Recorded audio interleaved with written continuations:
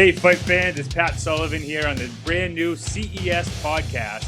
You can find us anywhere where you find your CES videos or pictures on social media or on the website. Again, I'm Pat Sullivan here for Team CES.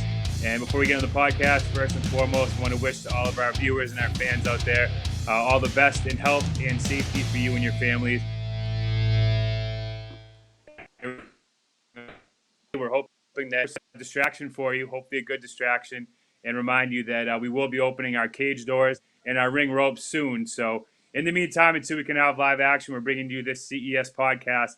And I'm joined today by Team CES member Steve Mays and CES Featherweight World Champion Matt the Mangler Bessette. Hey guys, thanks for joining me on the podcast today. Thanks for having me, buddy. So, Matt, I think one thing that's everybody's been challenged, certainly in a different way, but everybody has been challenged by this coronavirus and everything that's been going on. So everybody's been forced to find their new normal. Me personally, I've had time on my hands. I've never had time on my hands in my entire life, and now I decided the other day I'm going to do one thing a day. I'm going to learn something new. So I decided to start this a couple weeks ago. Let's see. I learned how to play the piano. It's a cool skill, No right? kidding. Last night I made origami. That was not as cool, not as fun. I learned how to moonwalk the other day. I watched a lot of Michael Jackson videos and taught myself to moonwalk. So hopefully the producer doesn't have a video of that. But Matt, what have you been doing with you and your family to keep busy during this time? I guess it hasn't been that exciting. I haven't been learning a new thing every day, but I still work full time. I'm actually picking up a lot of overtime because my wife is furloughed right now, so she's home with the baby, which means I'm working crazy hours. So I work second shift, which is 4 to midnight at the prison, and I've been picking up first shift too. So I've been working like 8 a.m. to midnight. And I can get drafted too, which means I'd work 4 p.m. to midnight, and they would draft me midnight to 8 a.m., which sucks. My Wow. sleep is all over the place. Yeah, it's crazy. Um, You my getting quality of any life extra is not sparring in? great. Zero. I should. I'm trying to pick fights with the inmates. Nobody will fight me. I don't know why. It's crazy. But that's one plus. I have a job with the state that allows me to still make money and actually make more money right now. So I'm pretty lucky to have that job. Timing was everything. I got the job last May, and all of a sudden this shit happens. Other than that, I'm just spending a lot of time with my family. We're all in the same house together constantly because my son isn't at school. My Right. daughter is obviously almost a year old, so she's always home, and my wife is furloughed, so we're all here at the same time. It's actually a blessing in disguise. There's always a silver lining, right? Sure. Have you been driving Mrs. Mangler crazy though with being home as much as you are now? Yeah, yeah. She's in the background shaking her head, I'm sure. Well, let's talk about this new normal and how it relates to combat sports. And Steve, interested in your opinion on this as well. We're talking about how UFC is starting to get some fights going on again. At CES, we're creating a bunch of different scenarios on how we can get going again. But to get to that point where we can put on fights, fighters have to be prepared and have to be fully trained mentally and physically to be able to get into that cage. So I know that you both probably have your good opinion on this, but what's it going to take for a fighter to be able to get back to that position? Because training and sparring and traveling is going to be affected for quite a while. Well, Steve, go ahead. from a trainer's point of view, it's tough because all the gyms are closed. So, as a trainer, you want to see the fighter, right? You want to see him doing the conditioning workouts. You want to see him hitting pads. You want to see him rolling. You want to see him sparring, and that's not happening. You can be in touch with your fighter every day, and he could tell you, "Yeah, I'm running 3 or 5 miles. I'm doing 100 push-ups. I'm doing all that stuff." But as a trainer, you need to visually see it to be okay with it, and it's very tough. And when we do get going, a lot of guys are going to have to get back into the gym. So let's just say CES was to announce a card in 2 weeks. Who would be ready for it? What are guys doing right now? That's the main thing. And Matt, are you doing anything besides being a dad and a prison guard? Or, have you been getting any rolling in? Have you been getting anything in? Or are you just kind of doing your thing every day? I haven't grappled with anybody. I haven't hit anybody, done anything with a partner since March 10th. Everything I've been doing is shadowboxing, sprinting, bike sprints, hitting the bag. I just bought a bag for my basement.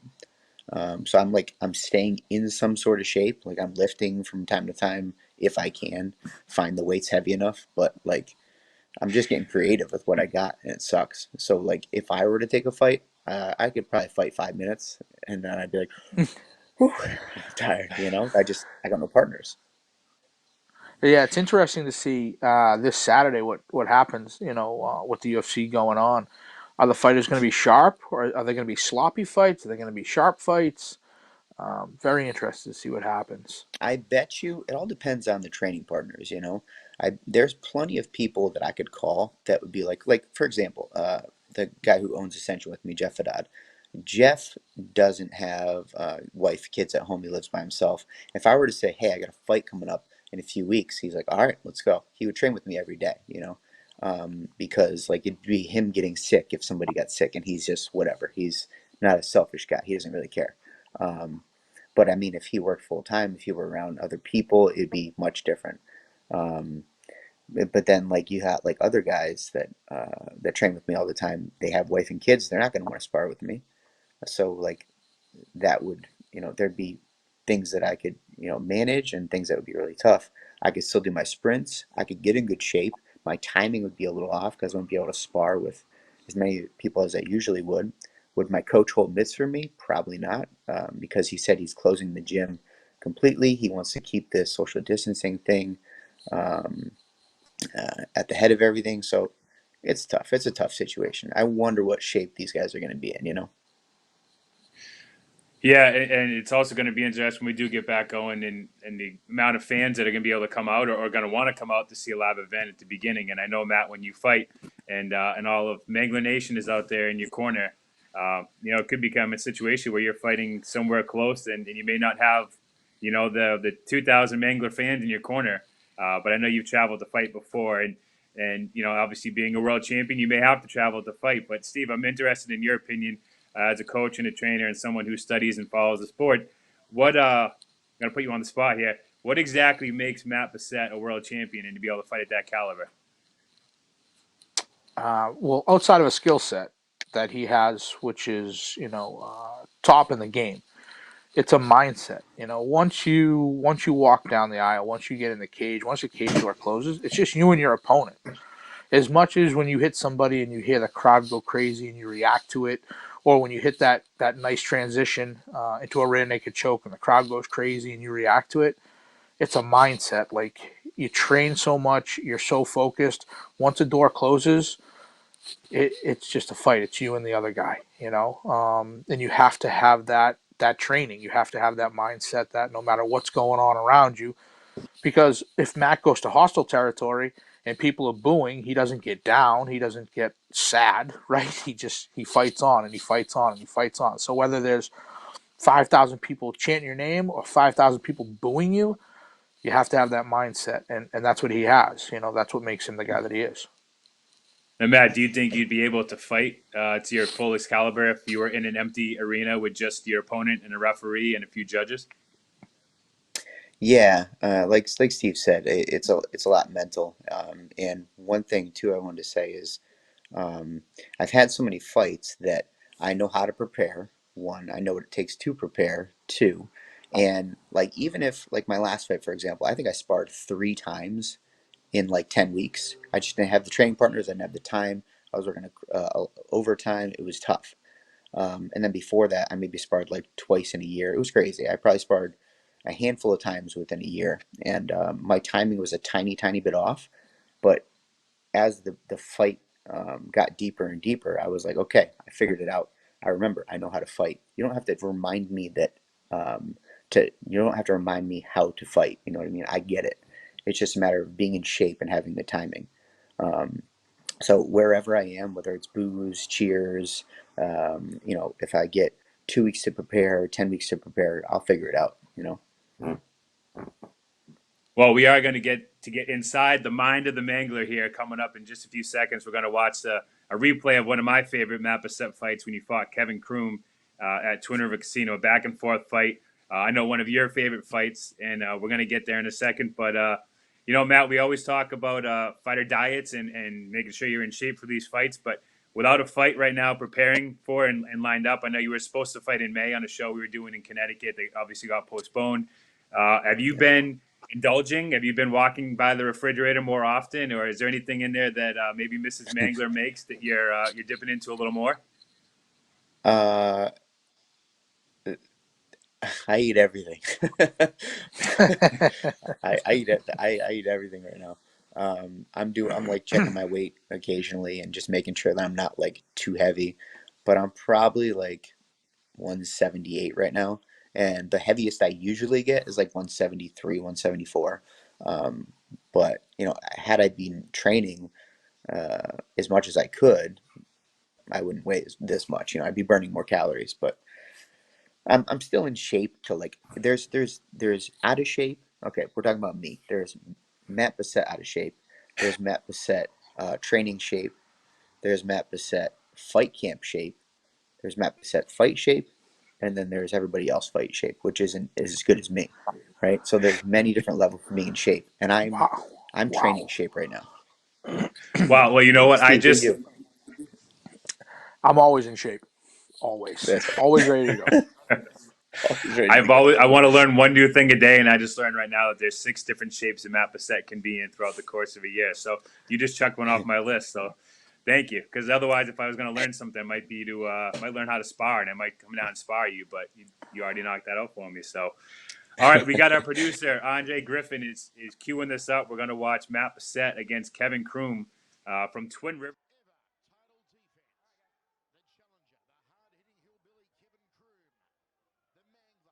Bessette and Steve Mays Feel a here on the little bit. CES All right, here we go. Podcast. And gentlemen, feel free to talk throughout this fight. Yeah, this Obviously, was one of my you can favorite tell this fights is a. because. Go ahead, man.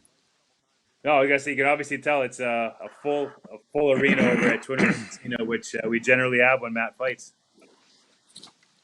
Yeah, this is one of my favorite fights because I knew that Kevin was just gonna, tuck his chin, come forward, and come at you. You see of his fights, he doesn't.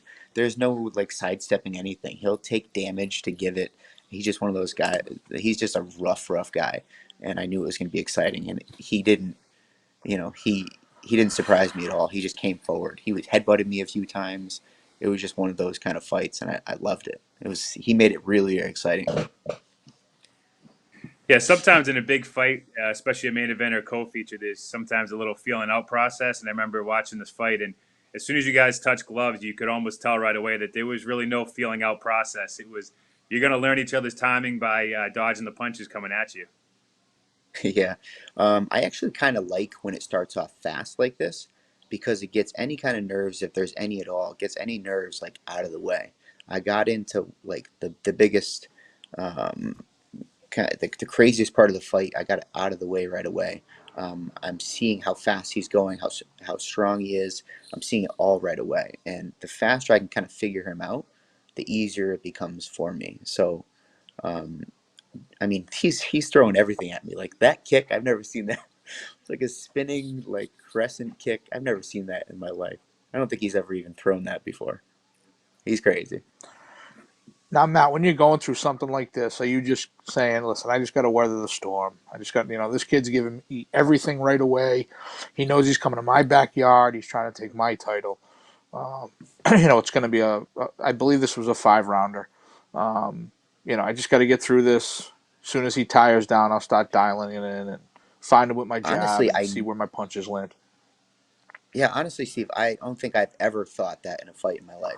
What goes through my head constantly is, like I'm always looking for my opportunity, and it's always he's going to give me something. He's going to show me something, and I saw something in the clinch. Just feeling him out, I saw something in the clinch. Like he wasn't changing levels; he was just pressing forward. And when a guy's just pressing forward, staying tall, his gut is open to be kneed. And I saw the opening pretty clearly. And then like 30 seconds later or so, I threw that knee and it landed right in the breadbasket. And he's slowed considerably since. He's not pressing forward nearly as much. Every punch I throw, he backs up because of it. So I saw my opening, and like I said, the more that happens right away, the easier it is for me to figure you out. If you're one of those guys that starts off real slow and changes things up on me, it takes me a little bit longer to figure it out. But he kind of showed me who he was right away. See, he's crazy. There he is with that crazy kick again. I love this fight, man. He just came forward. If I heard him, he would still like he wouldn't just back up. He would just take shots right where he was. He looked like he fell out of a moving train after this fight. It was awesome.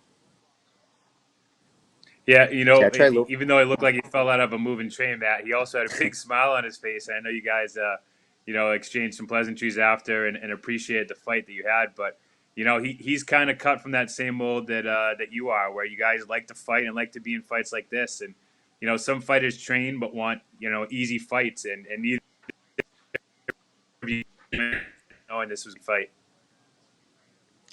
Yeah, I think when you're older, you're not going to care so much about the record. I mean, the record looks nice on paper and to your fans and your friends where you can brag about whatever. I fought in the UFC. I did this. I did that. You know, all good and fun. But in your head, you're going to be like, man, I had some fucking wars and they were so fun. And I came out on top and I had this like battle of attrition and I was put in bad situations and I was able to recover. Like that's what you're going to remember. If you ask me any fight I had, if you say put yourself in this position in this fight, I could actually put my mind there right now. Any one of my fights, and that's like really, it's really important to me. I want to be able to have that memory when I'm older. This is a unique experience to have, being able to fight in front of all these people. And every fight is different from the next. And it's a lot of fun. And I have fun while I'm doing it. Now, Matt, look Well, it's right funny you here. say You you can see put Kevin yourself McDonald, the there. referee, stops the fight here for a second. And then, so talk about that. And also, you can see when Kevin went to his corner, he seemed like he was visibly trying to Yeah, catch his breath. can we pause it for a sec just so we can talk? And is anybody back there we can pause? Yeah, Andre can Yeah, rewind it to that sweet. point. Cool. So as I was getting up, obviously they say like if your hands are down, you can't be kneed. So right now I keep my hands down. It's not like I got up and then put them back down. I tried to keep them there so that he would potentially like go to my back so that I could bring my head up. It wasn't like um, it was one of those things like play the game. Like I didn't. Pat Miletich said that I purposely put my hands down so I wouldn't get kneed, but that wasn't the case. I kept them down. I didn't pick them up and put them down. Um, but like I was playing the game a little bit, and he threw the knees, and they didn't hurt me at all. I think they hit my shoulder. One touched my head, but I was trying to allow him to work around to the back so I could bring my head up because his pressure was on the back of my neck. Where'd it go? Now, when you see your opponent go into the corner like that with his hands over his head and gasping for breath a little bit, is that kind of does that give you a little bit of adrenaline, knowing, hey, I'm doing okay right now, and I could tell he's suffering a little bit through this? Yeah, it does. It does. Any like Because that looks like any that's Matt Bessette in fight shape. That looks like the shape you're in there. That's what I'm saying. That's what I'm saying. And you notice like this dude is out of Albuquerque, New Mexico. It's high elevation there. The guys that come out of there have really good cardio. And one of the things he said to me after the fight was he said that like I don't gas. So you just go. You have incredible cardio. And Scott Cleve said that after I fought him. A lot of guys say that about me, and I'm actually pretty proud of that. Like I'm one of those guys that just keeps going, keeps going. You hit me, I'm gonna come forward. I'm gonna keep fighting. I'm gonna keep fighting. If you're a better fighter than me, technically, I'm gonna make you fold because I'm gonna keep coming forward. I'm gonna beat you mentally and then beat you physically. You know what I mean? That's kind of shaped. That's what I would tell the rookies: be in better shape than everybody else. Matt, how much of All right, that now is it looks like running sprints and being in shape, and how much of it is being a veteran? How much of it is you've been in every situation that there is?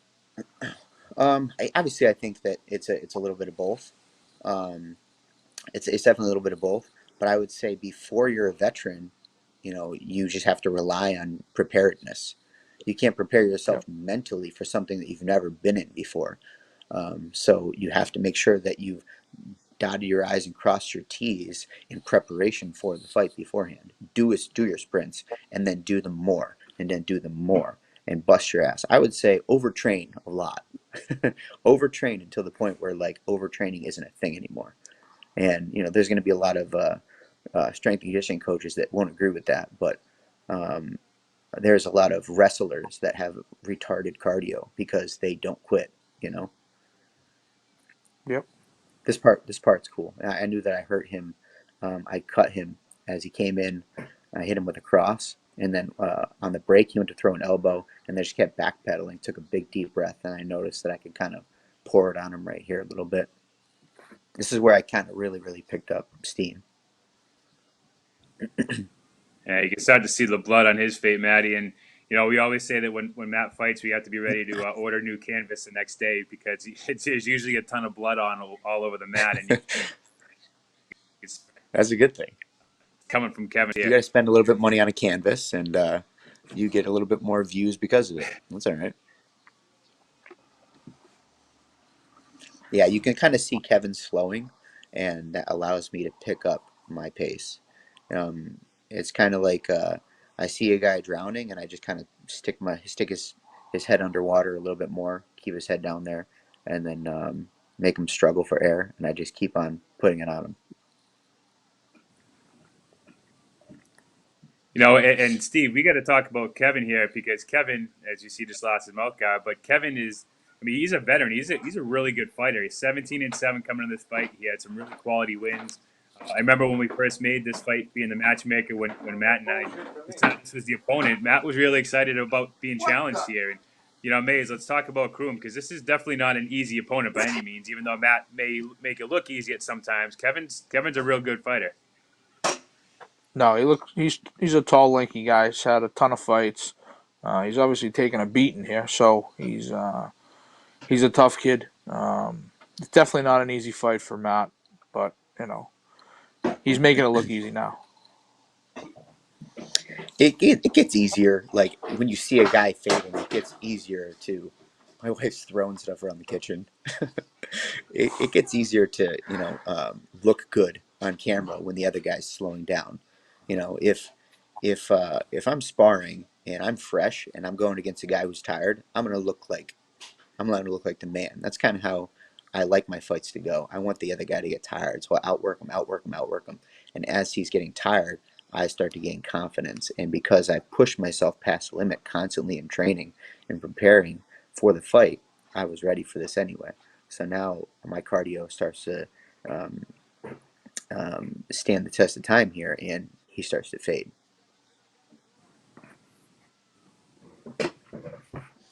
So now I'm just kind of, again, picking him apart, try to bloody him up as much as I can, go to the body, go to the head, anything to keep him on his heels. You hit him in the face a few times, his hands come up. You hit him in the body once or twice, he starts to slow, he starts to take deep breaths, and you bring the hands back upstairs. You throw a kick, he thinks of kicks, then you throw punches after. You throw punches, he thinks punches, you throw kicks after. Constantly changing it up. But at any point in this fight, are you thinking, man, what's it going to take to send this guy down? Because I mean, he just took about 4 or 5 shots in a row. There's another one, and he's not going down. I mean, at any point, are you getting a little frustrated? Like, come on, man. Not at all. I love this shit. Not at all. I love this shit. There was after the second round, and you'll see it. The doctor comes into the cage, and he's looking at that cut like through the brow, vertically through the brow of Kevin to see if they were going to stop the fight. And I was like, "Yo, come on, doc, get out of the cage. Let us fight. Get out of the cage. Let us fight." I'm like, "Let's go, Kevin. Let's go." And he got out of the cage, and I wanted to fight because I saw him fading, and I knew that I was breaking him, and I knew that he couldn't fight too much longer. Matt, Although your hands he look is tough. real sharp. Your hands look Thanks, real buddy. sharp, man. Talk about Russell and the work you do to get ready for a fight with your hands. Yeah, I mean,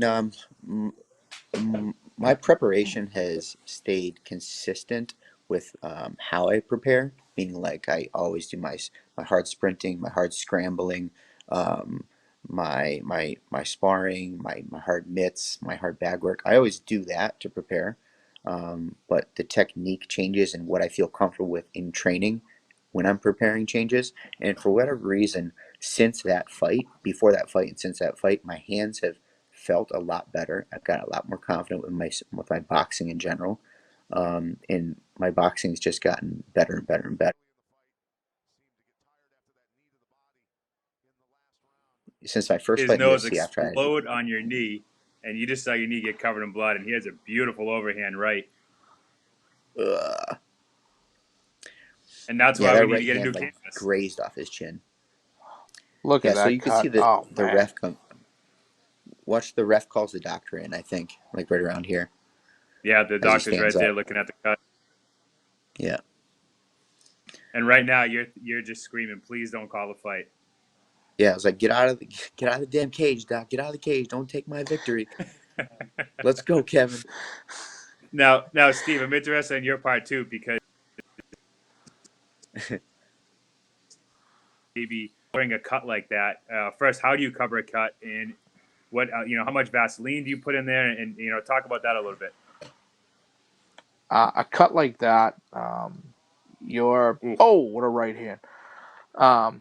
Hold on, let's watch this beautiful finish first. Here, rewind it real quick. Rewind it real quick. Get this rewind. There we go. Okay. Man. All right. So, here, pause it right here. Pause it right here. Steve can talk about the cut, and then we'll talk about that after. All right. Let me tell you about that cut. That cut, first of all, it's in a bad spot. It's right there. It's gonna bleed probably right into his eye. So you gotta use your adrenaline. You gotta use your Q-tips. You gotta use everything you have to put the pressure on it and stop it. The problem is you only have a minute to stop it. And the guy doesn't sit down right at the minute mark, right? So you're probably 56, 57 seconds. Then they tell you to get out at the 10-second mark. So now you're at 47 seconds. Then the guy sits down. You got to clean him off. His adrenaline's going crazy, so his blood's pumping a little more. It's not easy. The Vaseline at the end is kind of key because it's kind of like the Band-Aid. But the first punch he gets hit with, that Band-Aid's off, and he's leaking all over himself again. And when you And have a guy Matt like waited about Matt 10 across the seconds cage to from me, land that punch. yeah, exactly. When you get a guy like Matt across the cage from you, who's now he's just getting better and better and better and better, and he's rolling, and then he hits you with a beautiful right hand and a beautiful kick, and it's very tough. At the same time, It's think about definitely it. the Like beginning of the end. the way that Kevin fights, even if he was cut up and he was cleaned up a little bit in between rounds, he's not gonna sit out on the outside and pop a jab for the next No. few rounds and try to win. He's No. gonna come No. forward anyway. So again, that puts the Band-Aid on his forehead, but he's gonna be the guy that dives right back in there. He's like, fuck it, let's go. And he knew that he was down a couple rounds, so he's got to go out there and try for the finish. So that was just it was tough in general. Like because of his style in general, he was going to get cut up in anyway, and it was going to look worse in the third round, which is what happened here. Oh, So Yeah, I I took think, an aggressive move there with a spinning fist. yeah, obviously that didn't work out. This is so I heard him and I was going to go to the body, go to the head. I just kept on sticking with what I was doing throughout the fight, and that's just mix up strikes. You saw punches, kicks, knees to the head, body, and it was just about again keeping his head under while he's drowning. A guy like that, you and I'll don't tell you what. finish quickly unless you have tremendous power or Oh tremendous boy. timing At right the off the rip. at the end of the fight, that's just raw emotion right there that comes out after the fight. That's one of the coolest things about watching a fight or something like that. When somebody finishes somebody, that emotion just comes pouring out of all that hard work. That just Yeah, everything you did was for a reason, and there it was. yeah, Yeah, it but felt then good, man. living in 2020 during this pandemic, and you see Matt covered in blood, even though it's not his own blood. You see him get the finish, and then take the mouth guard out of his mouth with bloody hands, and then celebrate with blood all over his face. And I think that's a famous picture we use all the time. You use Matt with you sticking your tongue out with blood all over your face, and it takes a certain type of person to be in that situation. And then I remember Mrs. Mangler coming in the cage after and giving you a kiss, and I was just thinking, man, he's a lucky guy that he found someone that puts up with him through all this. There's going to be a lot of people that have some PTSD from this pandemic because of Yeah. they don't want to touch people and germs. I'm not going to be one of those guys. I think I'll be okay. Yeah, you'll be fine. I think I'll be able to get right back into fighting once this is over. Yeah. So get us back to that in between that third round because it only lasted I think 38 seconds until the finish. Are you in the corner with your coaches saying that this is it? Let's get this over with here, or is it just still game plan, or what's going on in the corner? What's funny is I wish there was a microphone that heard everything that I was saying in between some of the rounds. Um, what fight was it? I think it was that fight. It might have been that fight. I don't know. But like, sometimes I'm funny and I try to like joke with them. Sometimes I'll take like the what this is the end swell, right? That's Inswell, what that yeah. is, Yeah. Steve? Yeah, it's the end swell, right? Sometimes I'll take the end swell, I'll put it on my body, and I'll be like, "Ooh, that's nice. It feels good." And I'll crack jokes and try to keep it light. Um, but I remember between the second and third, um, they're like, go out there and finish this fight. You're killing him. Keep your hands up. Finish with the kick. Finish with the kick. Kick him in the head. Finish with the kick. And I'm like, it's gonna finish here. I got this. And I said last thing I said um, before we got up from the stool was, I'm gonna finish it right here. I know I am. I felt it. Now Kevin's gone on since then. I think he's 4-2 since that fight with a couple wins in Bellator.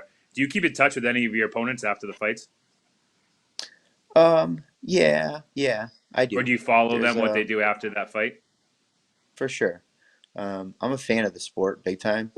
And anybody who has shed blood with me, and shown respect before and after the fight, mainly after. I don't care about the before stuff. You're supposed to not like the guy before the fight, but if you show respect to me after the fight, I'll show respect to you 100% of the time, regardless. But if you're a dickhead after, we can do that. We can do that too. Like Joe Ping. Joe Ping's that guy. I'm not a fan of Joe Ping. Everybody else, I'm definitely cool with. Wow. Hmm. Well, there you go. Yeah, I don't like Joe. All right. Okay. What's we got a couple more minutes left here on the CES podcast. What's one fighting moment? Doesn't have to be a win. Doesn't have to be a certain event, but maybe a certain punch or a certain move. Or what's one thing that you always think back on and you're really proud of in the sport? Um, for one of my fights, And because I anything in the have a lot sport of that memorable. you're super proud of. Maybe it was you know against a certain opponent and maybe something the game plan that you planned out. I mean, I'm able to um, like take it all in for the most part as it's happening. Um, and I'm able to look back and be proud of myself, to myself. I don't need to like constantly brag and stuff, but I'm pretty, I'm pretty proud of myself for the hard work that I've put in. One thing that I really liked, was before I fought Diego Nunez. I was nervous, and it was probably the most nervous I've been for a fight, to the point where it's like I was scared at the point where, like, should I be here? I don't even know if I should be fighting this guy. He just fought Kenny Florian a few months ago, went to a close decision. Kenny Florian fought for the title. Like, Diego was the number like 3 guy in the world at one point. What am I doing fighting this guy? I'm like, they're bringing me in to lose. Like, all these thoughts are going through my head. None of that came. None of that even like showed until fight week. Because before that, I was just preparing, be in the best shape possible. So I didn't think of that once. And then fight week comes around, and I have nothing to do but just like sit and relax and stuff like that, and find my timing, whatever. And then I started thinking, and it was I'm looking in the mirror, in the hotel closet mirror, the sliding mirror, um, as I'm about to walk downstairs, to get in the shuttle to go over to Mohegan Sun, and I'm just talking to myself, and I'm like, "What are you afraid of?" I'm being like brutally honest with myself. What are you afraid of? Are you afraid of losing? You're not afraid of losing. You've lost before. Are you afraid of getting hurt? No. Like, this is why you fight. You know this could happen. Are you afraid of getting embarrassed in front of your friends, and your family, and not being as good as what people thought? Yes. I was afraid of that. I was afraid of not living up to expectations. And I pretty much said to myself in the mirror, I said, okay, it's all on the table. It's all on the table. Now that you know what you're afraid of, can we get past that? can we just go out there and fight the best that we can and do the best that you can? And, whatever happens, happens. But if you're not 100% present in this fight, the worst is much more likely to happen. So let's go be present. And I went out there and I had a fucking blast. And I felt confident, like real confident almost right away. You did that all by yourself in the mirror? Yep. Swear to God. Nice. I like it. I'm not the only person that does that. Conversations That's awesome. you have in the mirror. What's for lunch? What's for dinner? Do I do extra cheese? Do I not do extra cheese? Curly fries or regular fries? What are you scared of? What's the big deal? Well, Matty, I'll tell you what Maze is afraid of, because when he orders food, it's the plainest, most bland order with no little sandwich, with no dressing. It's got to be made fresh too. It's got to be made fresh too, or it's going back. Are you one of those guys who go out and eat? You're super picky? Very. I like what I like, really? mate. A lot of what I like, yeah, but I'm very picky for sure. Whenever any one of us goes out to lunch and dinner with Steve, we always kind of hide the camera and record what he's ordering, because it's always all right, I want pork fried rice, but no pork. This is not true. This is not true. I want it made 5 minutes before it comes out. I want an internal temperature of 64 degrees. It's not far off if it's not true. It's not far off. Yeah, right, sure. Oh, well, anyways, guys, I appreciate you joining me here on the CES podcast. And Matt, I know the fans are appreciative. We got to hear the inside of the Mangler melon on what was going on in the fight, but dying to see you get back in the cage again. And in the meantime, we'll keep doing the CES podcast. But anything you want to say to the fans out there, or to people who are listening at home, about just anything going on, or when we can see you again, obviously, when the cage doors open? Yeah, man.